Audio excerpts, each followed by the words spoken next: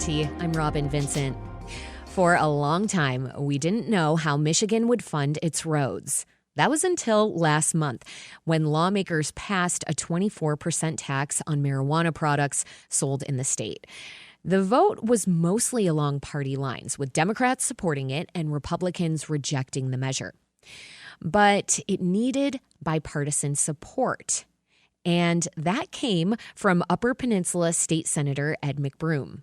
Last week, producer Sam Corey spoke with the Republican about why he gave a yes vote and how he's found common ground with Democrats who live in Michigan cities. Now, I should note that they spoke Thursday, just before the state Senate voted to cover SNAP funding and before President Donald Trump complied with rulings to temporarily and partially fund SNAP for this month. Why did you support the marijuana tax to fund Michigan's roads? Well, there's a number of reasons. It really starting with the fact that road funding is desperately needed, and there was a comprehensive package put together that restructured gas taxes, sales tax, and a number of other parts of the tax code, and including marijuana as part of that. So I was supportive of the entirety of the overhaul, but I thought that the increase to the marijuana tax was especially appropriate and necessary to making the road funding get done. Mm-hmm. Do you worry about marijuana shops in the UP taking a big hit from this? I know a bunch of marijuana businesses are upset about this tax. What have you heard about them and their concerns? Yeah, I'm certainly cognizant that it will have an impact. But a couple of things come to mind. One, the governor's office, Treasury, and others in the executive branch had done various statistics and sampling around the country and found that this increase really puts us in the middle of the pack for costs of running a marijuana business within a state.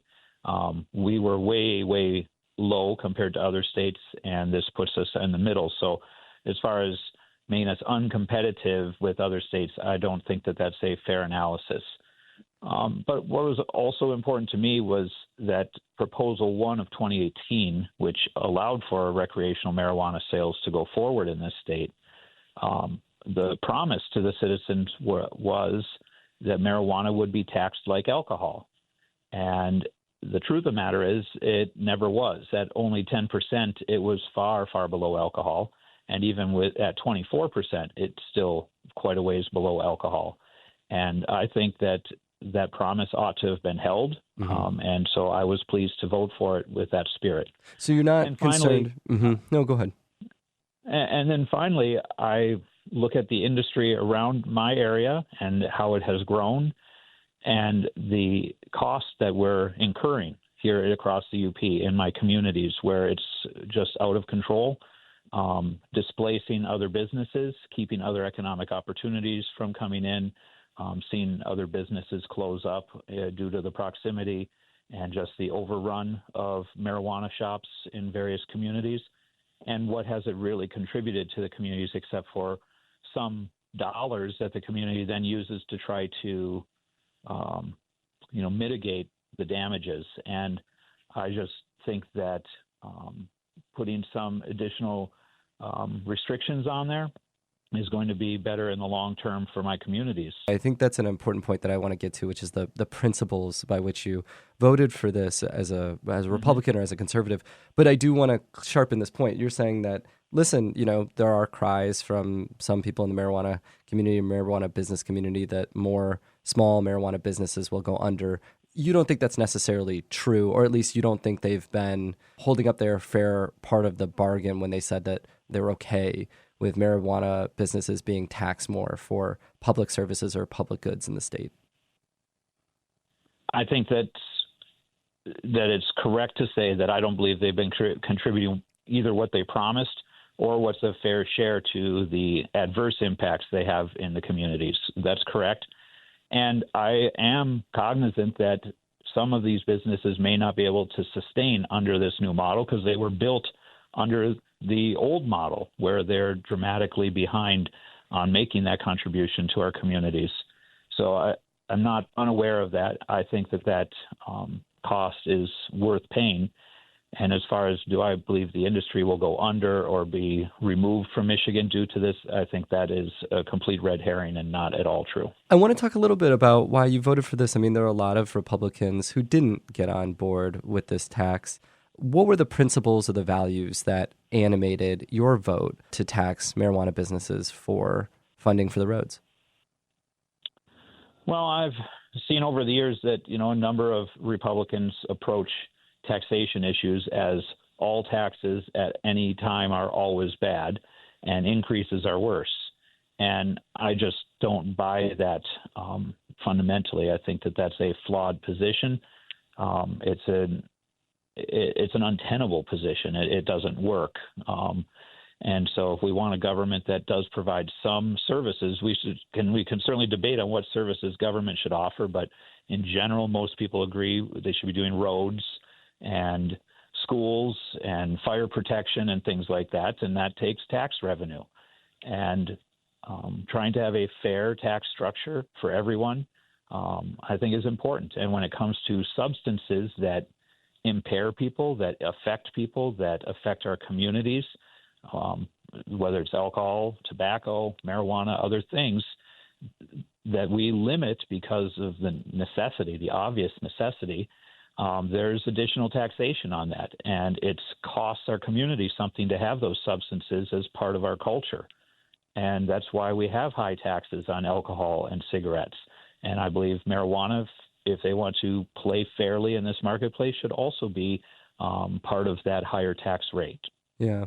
Why do you think a lot of your colleagues didn't vote for this? Is this about being skittish about voting for a tax increase? I guess I'm wondering about it because, yeah, you're a Republican. I mean, you stand on your values and you voted to do this, and it seems like you're confident that, your constituents are okay with this as well. I'm wondering if you think that their constituents aren't okay with tax increases. I'm wondering what you think happened and why you think other Republicans are more skittish about voting for this kind of tax increase or any kind of tax increase. Yeah, it's a fair question. And, I've been doing this for a number of years and talked to a lot of Republicans over the years of why they'll vote for one or they won't vote for one. For some, it's purely election politics. They just don't believe that they can sustain a reelection effort or election to a different office if they have a record that shows they voted for a tax increase. Some have made pledges that, they say they'll never do that. Others have, I think, stronger principled positions, such as believing the government already brings in far too much money and spends it on wasteful things. And before they'll vote for a different tax, they want to make sure that the money we're spending is done far more efficiently. Which I'll add, this year, with this year's budget, I think a lot of tremendous work was done to that direction. And I generally look at it that if new taxes have a very specific direction where that money is going rather than just being dumped into the general fund, that is a better and more practical application for the future. That's what happened in this plan, including with the marijuana. And so it met the benchmark for me to support it while it didn't meet it for others. Did you get flack from other people in your party for the vote? Very little. I mean, I certainly had a few here and there, but I saw very little of that. Part of the other thing that, certainly part of the calculus for some of my colleagues on both sides of the aisle was whether or not their vote was needed and what was simpler for them. And so, whether over in the Senate where Republicans are in the minority, a lot of members said, I don't need to step up on this one this year because I'm in the minority. Let the Democrats own it. And, I think there's politics going on. There's general principles going on. It just depends on which member you're meeting with and discussing the issue with. This is The Metro on WDET, Detroit Public Radio. I'm producer Sam Corey speaking with Republican State Senator Ed McBroom, who represents the Upper Peninsula. We're discussing the recent state budget, which is funding Michigan's roads through with a tax on marijuana businesses. Senator McBroom, you coordinate a lot bipartisanly. Like, you work with Democrats on things. You support nurses and nursing unions, spending on schools. As you've said, you're not afraid necessarily to increase taxes if the thing that you're spending on aligns with your values. and if you think, the public service that is being provided is a good one. Do you think there is overlap, particularly between the needs of, I guess, urban and rural residents in the state? I think there's a lot of beliefs out there that the divide is too big, or there's just a lot of differences. There's maybe fundamental differences between people who live in rural Michigan and people who live in its cities. I wonder if you see more common ground, more commonality between the two. Well, I do, and UP legislators have a long history of partnering with Southeast Michigan in the city to get things done. We do have a lot of commonalities when it comes to needs, citizen needs. Roads are desperately in bad repair in both major urban centers and in major rural areas. We have issues with obtaining access to health care, obtaining access to housing. So there are a lot of commonalities that thread us together. And of course, then there's major differences, and such as, how often I see a tractor drive by and deer and wolves and bears and problems like that I have that, somebody in downtown Detroit much less likely to have. So not downtown. I will say some of the more residential areas have a few more animals, but I get your point. A friend of mine on the state police mentioned how he had to get called to a snowmobile going down a city road in Detroit, and he thought, what's the big deal? We do that all the time in the UP. But, apparently it's a big deal down there. So for sure. But yeah, your point is there's commonalities, but there are also differences, and some of those differences are maybe land use, certainly the number of people around. That's what you're saying? Absolutely. But we should certainly unite together when we can on some really great issues.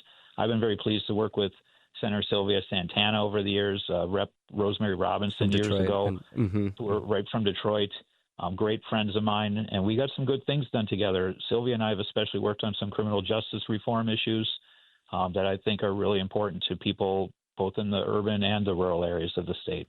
Are there things that you're working on right now that you want to get done that you think Democratic colleagues in Grand Rapids and Saginaw and Detroit are also interested in?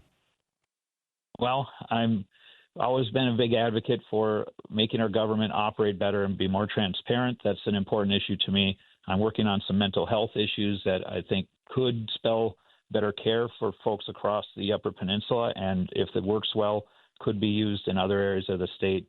And I'm always working on trying to make the government be a more well-oiled, smoothly running machine with less bureaucracy and hassle and more service to people. You noted that there are commonalities between rural representatives, rural voters, and those in urban spaces.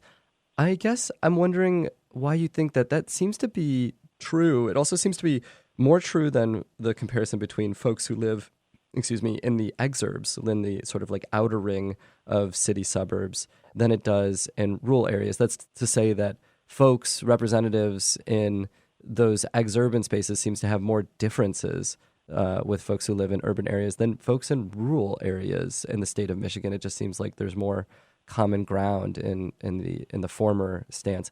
I'm wondering if you think that's true and why you think that's true. It certainly speaks to a larger philosophical discussion of what divides us and what unites us in the country altogether. And while I can find many commonalities with inner city and rural, I can also find the differences. And then that's true again with the suburbs and the medium developed areas. And, one of the things that always divides us is access to resources, whether it's healthcare, access to transportation issues, cell phones, broadband. Folks in the city complain to me all the time about my position on more state land because we have plenty of state land here. It's overrunning my communities, making it difficult for us to do projects and development because of the tax base. They want more state land close to their residents when they get to the urban areas and the suburban areas in the southwest and southeast Michigan.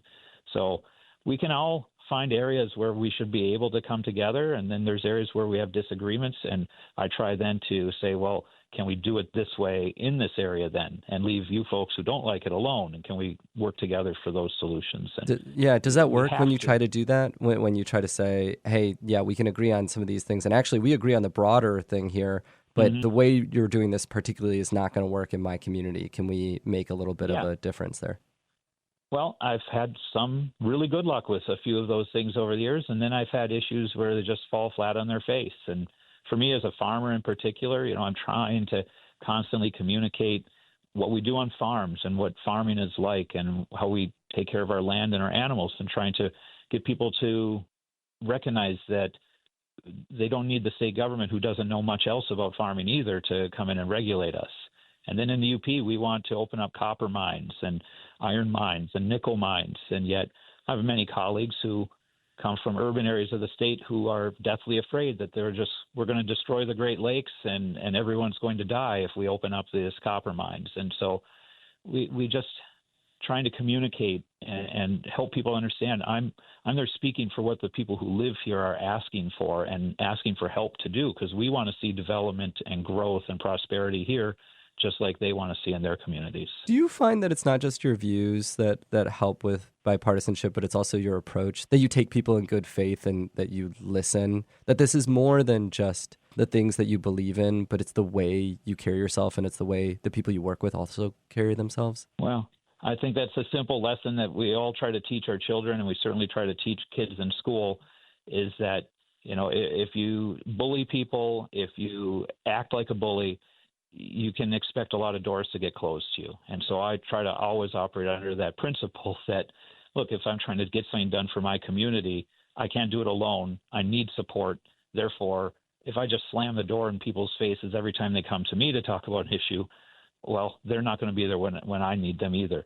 So these are the principles that I think have lubricated our society for a long time. And while, yes, sometimes they are abused, we have to continue to give people the benefit of the doubt. We have to communicate with each other and not just become tribal and, back into our corner and say, I'm not going to talk to you anymore, because everything starts breaking down then. Yeah. My last question to you, Senator, is about SNAP benefits. I'd be remiss if I didn't ask you about which, are set to run out unless federal lawmakers do something about it. Of course, we're currently in a shutdown federally. Some people in the state want to do something to prevent people from going hungry. Democrats in the state House want to use state funding to maintain food assistance benefits and presumably get that money backfilled on a later date from the federal government. Where do you stand on this issue, and do you support state representatives backfilling money for food stamps?